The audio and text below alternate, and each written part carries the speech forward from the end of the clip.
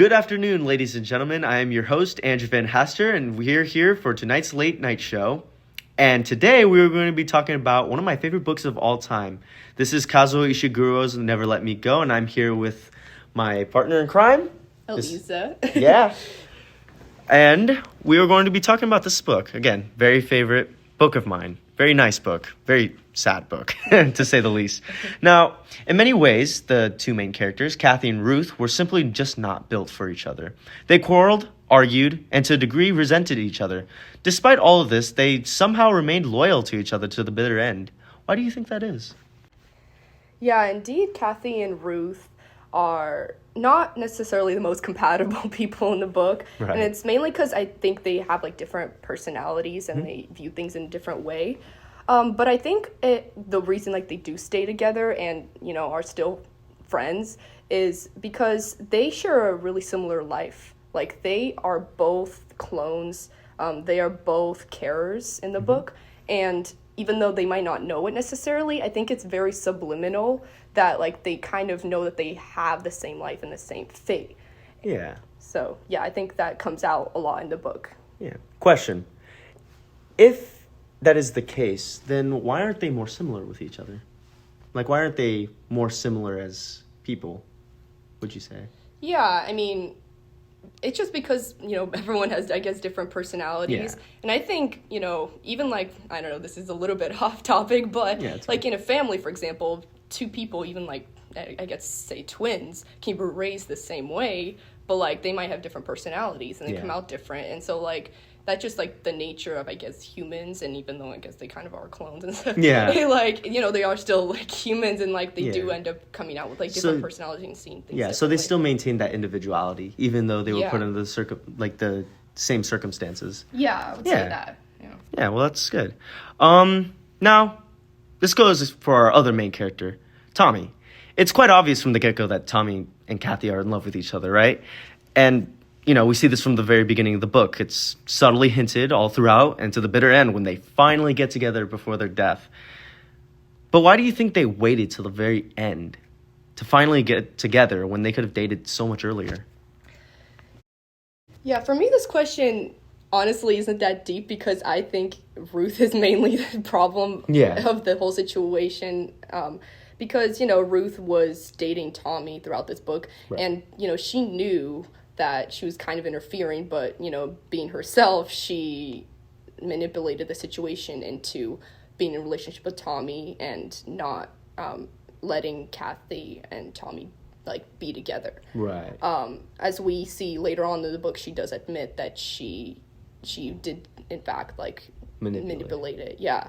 So I think the big reason is that. But you know, it's also hard because I think they're living in a society where like they are, you know, forced kind of to live a certain life. Right. And sometimes like you don't have time to figure out like relationships in that way. And I think it took them to like understand more about what their life is to finally get together and understand that. Yeah, you know, I agree with that. I think that, you know, even though Tommy has his own individuality and he could have easily ended that relationship whenever he wanted, there was still that degree that Tommy's personality just wouldn't let him. You know, I mean, he's been kind of messed around and kind of pushed around because people don't see him as like on their level. You know, and that's especially the case with Ruth. You know, she's always been pushing him around and kind of like just treating him like however she wants. Exactly. And it's such a shame because he's such a good character. You know? I think so. Now, much later in the book, the three main characters travel to the cottages where they meet the veterans, who are really just older students that are being trained to be carers. Despite the last statement, however, their title holds them no higher than the rest of the students. Why do you think that is? I mean, they honestly aren't really different, and they're still held to a much higher degree than the other students. Also, another question, how do you think that can relate to our world and like how title can influence one's status? Yeah, you know, they're veterans, so I think because they're older and they have this title that they are considered more highly regarded. And also I think it's because the way they present themselves in a way that's like more mature and they know that they are older and they can be like highly regarded, Yeah. that they kind of feel like that they can, present themselves that way. But curveball, they're still gonna die, right? They're still gonna get their organs donated, right? Yeah. Why hold these clones, even though, they're clones, they're gonna die again. Like, according to the book's logic, they are Yeah. gonna face this inevitable death. Yeah. And yet they still hold this position of power, in this title. I guess that's what I'm trying to get at. It's like, yeah. Yeah. Yeah, I mean, I think we can apply this to the real world.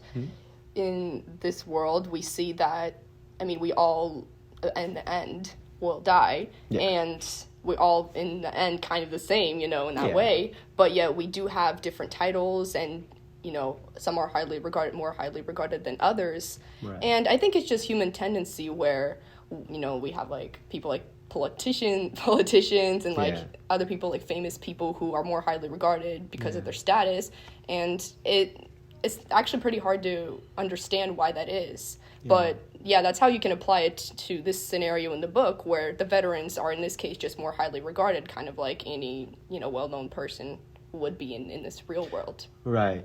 So what you're saying is, let me get this straight. It's the same thing as us, right? Yeah. I mean, we're all gonna die. It's just the clones die sooner. It's just human tendency, is what you're saying. Exactly. I think Yeah. so. And I think that greatly benefits like the meaning of the story. It's like, sure, like the meaning of the story is like how much time you can dedicate yourself to the people you love, or how much time you could spend in making these memories. But like another like side message, say, is that the clones still maintain a degree of humanity in them, even though they are clones, Yeah, for sure. And I think that answer really helps support that. Yeah. Now, this question is more in regards to the idea of world building rather than the characters themselves, but still remains an important question to the overall intent of the story. In the world of Never Let Me Go, we know that clones exist and are used to donate organs to those in need. Though never direct about it, it's hinted that there exists discrimination against these clones, even though they are an exact copy of humans. Why do you think that is? Yeah, I mean, I think in this world, in general, we view things as original as being more important, just because it's kind of, I guess, praised in that way, preached. Yeah. Like we always say, oh, you're unique, be your unique self. And it would be very weird to, have that and then have a contradicting thing of like, but there's clones, so you're not unique. And then so are you special? Are you important to this world if there's someone just like you out there? So I think that's where that comes from. Do you think that these clones maintain a degree of mysteriousness, and that can also, like, pertain to the fear of them?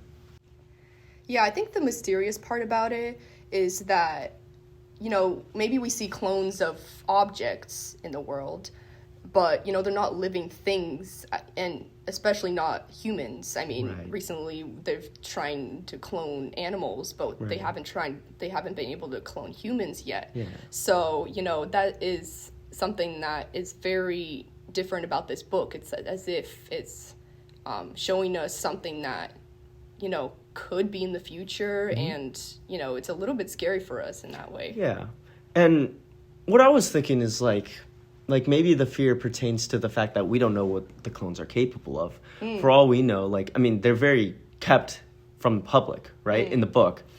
And for all we know, like, they're capable of more than us, For all we know, they can be smarter, stronger, faster, We don't know what they're capable of. And I think that's where, like, the fear can also come from. Yeah, that's interesting, because, like, for clones, I thought, in my head, it's, like, someone who is able to do only the exact same things as their clone. So it wouldn't mean that they would be able to do more. But maybe, now that made me think, like, I don't know, aside from the book, like, in some far future in our real world, that, we would see some, like, robots or, like, people like that who can do more than a regular human, who are technically clones of these humans. Exactly. Yeah. Yeah, like, again, fear of the unknown. We don't know what these clones are capable of, and I think that's why this fear affects these clones so much, Yeah, for sure. Yeah. Now, this question can most likely be interpreted from the text itself and is often answered as, to not scare them or make them fear of their impending doom. But what might you think is another reason the Guardians hid the true purpose of the clones from them? Your answer can depend on, each individual Guardian or, all of them as a collective. It's up to you. Yeah, I mean, individually, we have someone like Miss Emily, who is more of the more imposed and strict, I would say, Right. teacher of the community of Hailsham. And she believes that students shouldn't know their future and that they should just be kept in. Whereas Miss Lucy is the person who wants to explain the realities of what their life will be because she thinks it'll be best for them.